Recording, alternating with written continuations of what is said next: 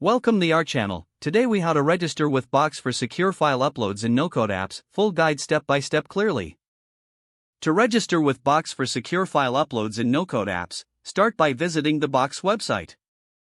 Click on the sign up button located at the top right corner of the home page.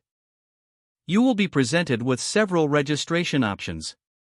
Choose the plan that best suits your needs, whether it's personal or business. Next, fill in your email address and create a secure password. Ensure that your password meets the required security criteria. After entering your information, click on the Continue button.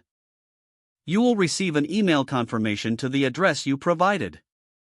Open your email and locate the confirmation message from Box. Click on the link in the email to verify your account. Once verified, you will be redirected back to the Box website. Complete any additional fields required for your profile setup. This may include your name, organization, and job title. After submitting your information, you will be taken to your Box dashboard. From here, you can customize your account settings if necessary.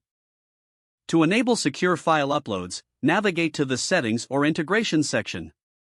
Search for the API settings to obtain your developer key.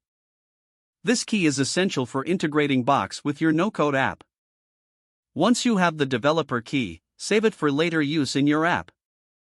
To continue, check the documentation provided by Box for integration guidelines.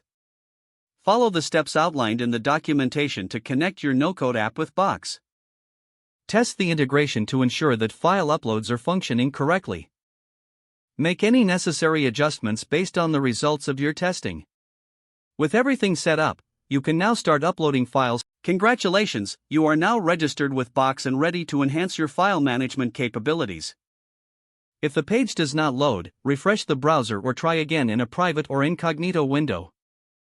Make sure you are using the correct email address, then retype it carefully to avoid small typos. If your password is not accepted, use the reset option and create a new strong password you can remember. Don't forget to like this video and subscribe to our channel for more step-by-step tech guides.